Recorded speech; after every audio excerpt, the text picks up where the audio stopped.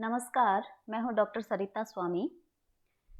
जैसा कि विद्यार्थियों की मांग आ रही है और सभी कंफ्यूज हो रहे हैं कि एमए फाइनल में कितने प्रश्न पत्र होंगे और उनमें क्या-क्या होगा। तो आज हम बात करेंगे महाराजा गंगा सिंह यूनिवर्सिटी बीकानेर के अनुसार एमए फाइनल के सिलेबस की। एमए फाइनल के सिलेबस में जो उत्तरार्ध संस्कृत में 5 प्रश्न पत्र होते हैं। 2 प्रश्न पत्र तो सभी वर्गों के लिए अनिवार्य है, कंपल्सरी है 2 पेपर। अन्य 3 प्रश्न पत्रों के लिए विभिन्न वर्ग दिए हुए हैं, जैसे साहित्य वर्ग, दर्शन वर्ग, व्याकरण वर्ग। उन समस्त वर्गों में से कोई एक वर्ग का चयन करना होगा और उस वर्ग में से 3 प्रश्न पत्र आपको चयन करने होंगे। तो इसलिए 2 पेपर कंपल्सरी है और 3 पेपर ऑप्शनल है। किसी एक वर्ग में से ही वो 3 चूज करने हैं। ऐसा नहीं है कि प्रत्येक वर्ग में से आपने एक एक ले लिया, नहीं। जैसे साहित्य वर्ग चूज किया है तो उसमें से ही 3 आपको पेपर चूज करने हैं। तो टोटल आपके क्वेश्चन पेपर हो गए 5। प्रत्येक प्रश्न पत्र में जो निर्धारित विषय दिए गए हैं अथवा जो ग्रंथ दिए गए हैं, उनके इतिहास से संबंधित प्रश्न भी पूछे जाते हैं। जैसे उसका लेखक कौन है, उस लेखक के विशेष बातें, उसके ग्रंथ की कुछ विशेषताएं, ग्रंथ के इतिहास, पूर्व में कौन कौन से उस ग्रंथ से संबंधित लेखक हुए हैं या ऐसे कौन से इतिहासकार हुए हैं, अर्थात उस विषय से संबंधित समस्त जो ज्ञान है वह अपेक्षित है। और इसका रीज़न यह है कि उस ग्रंथ का संपूर्ण ज्ञान विद्यार्थियों से अपेक्षित किया गया है और उससे संबंधित इसलिए इतना डिटेल स्टडी मांगी गई है कि नेट में भी यह प्रश्न पत्र उससे संबंधित प्रश्न आते हैं।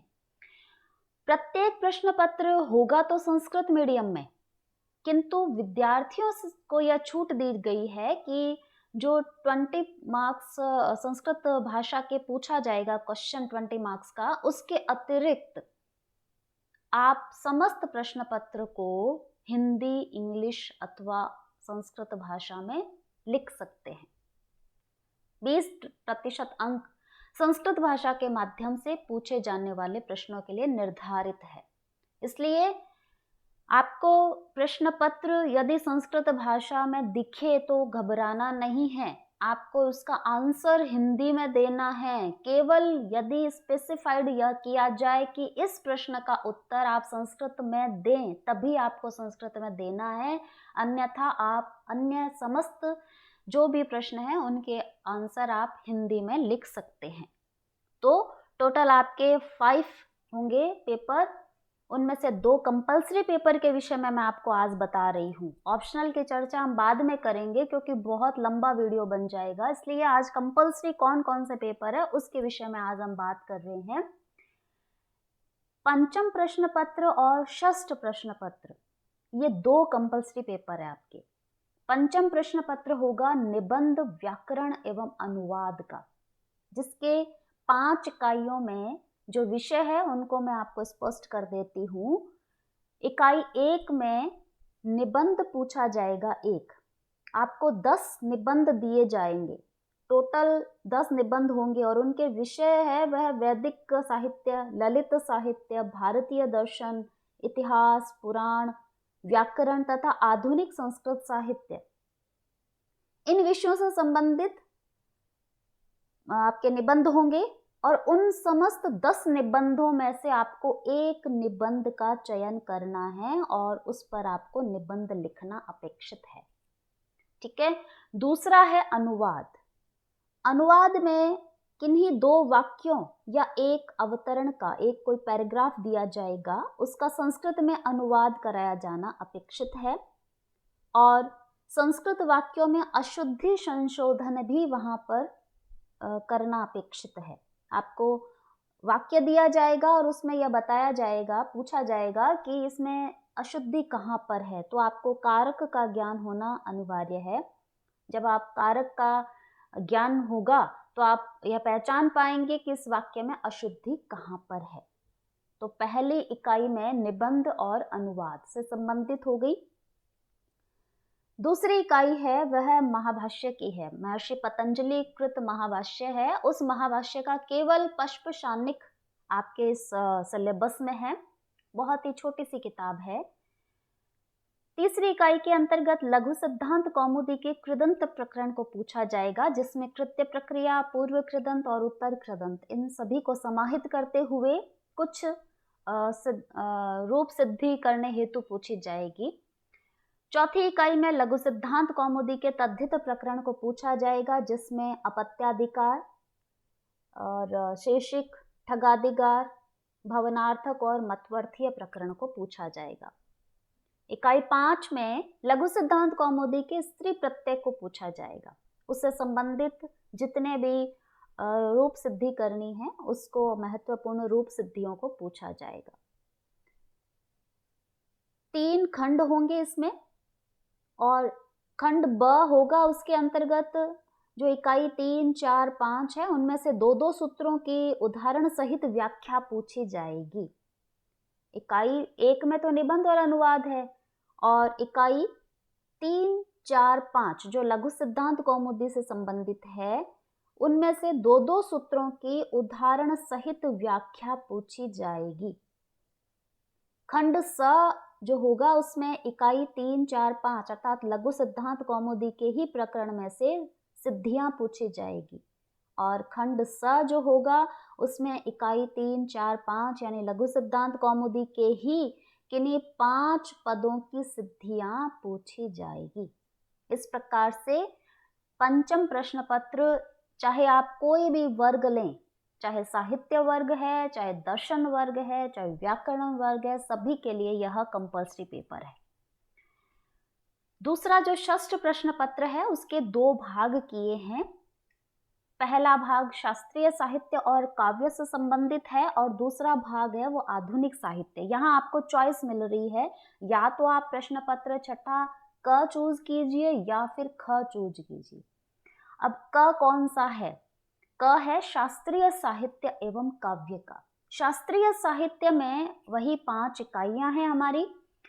पहले इकाई में आचार्य कुंतक द्वारा लिखा गया वक्रोक्ति जीवितम ग्रंथ के प्रथम उन्मेष का ही उसमें पूछा जाएगा। वक्रोक्ति जीवितम जो ग्रंथ है उसका प्रथम उन्मेष यानी एक तरह से एक छोटा सा पार्ट, आपको एक पार्ट ही पूछा जाएगा।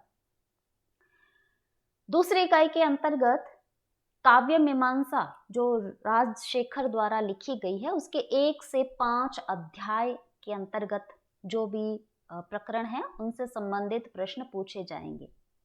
इकाई 3 में कौटिल्य का अर्थशास्त्र के केवल मात्र प्रथम अधिकरण जो विनयाधिकारिक है उससे संबंधित प्रश्न पूछे जाएंगे। इकाई 4 में बाण भट्ट की हर्षचरितम से के पंचम उच्छ्वास से ही प्रश्न पूछे जाएंगे और इकाई 5 में कादम्बरी जो बाण भट्ट की ही है लिखी हुई उसका महाश्वेता वृत्तांत ही केवल मात्र पूछा जाएगा। तो इस प्रकार षष्ठ प्रश्न पत्र में एक ऑप्शन तो आपके पास यह है कि आप शास्त्रीय साहित्य को लीजिए अथवा आधुनिक साहित्य को लीजिए। आधुनिक साहित्य में क्या पूछा जाएगा? पहली इकाई के अंतर्गत है विवेकानंद विजयम जो श्रीधर भास्कर वर्णेकर का लिखा गया ग्रंथ है। उसके 1 से 5 अंक से संबंधित प्रश्न है यहाँ पर इकाई 1 में। इकाई 2 में विवेकानंद विजयम ही ग्रंथ के 6 से 10 अंकों से संबंधित प्रश्न। इकाई 3 में शिवराज विजयम जो एक उपन्यास है उसका प्रथम विराम का प्रथम निश्वास ही मात्र एक छोटा सा भाग आपके उसमें है।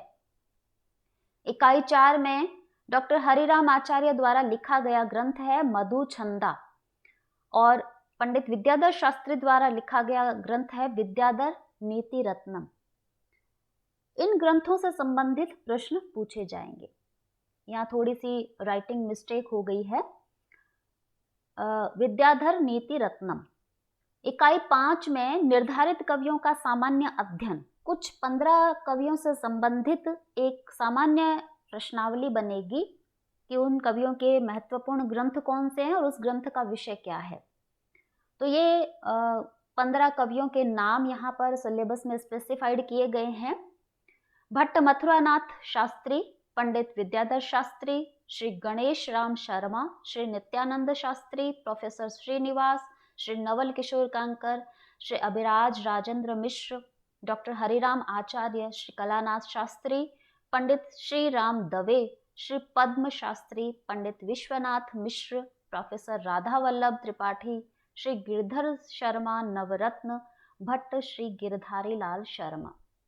सभी आधुनिक कवि हैं, लेखक हैं और इनके ग्रंथ और ग्रंथ के विषय से संबंधित प्रश्न आपसे अपेक्षित है। इस प्रकार से इसमें भी, इस प्रश्न पत्र में भी जो इकाई 1 और 4 है, अर्थात जो इकाई 1 के अंतर्गत आपका है और इकाई 4 के अंतर्गत जो है, उसमें से 8-8 मार्क्स की व्याख्याएं पूछी जाएगी संस्कृत माध्यम से और खंड अ के अंतर्गत 2-2 जो अंक के 2 प्रश्न संस्कृत माध्यम से करने होंगे। प्रश्न पत्र का माध्यम आपको बता ही चुकी हूँ, संस्कृत में होगा, लेकिन केवल मात्र जहाँ यह लिखा गया हो परीक्षक के द्वारा कि इस प्रश्न का उत्तर संस्कृत में देना है, तभी आपको संस्कृत में लिखना है, अन्यथा आप हिंदी में ही पूरा प्रश्न पत्र करेंगे। और जो ऑप्शनल 3 पेपर बच गए हैं, उससे संबंधित हम आपसे अगले वीडियो में चर्चा करेंगे। तब तक के लिए आपको बेस्ट ऑफ लक, इन सब की अच्छे से तैयारी करें। मेरी शुभकामनाएं आप सब के साथ है। धन्यवाद।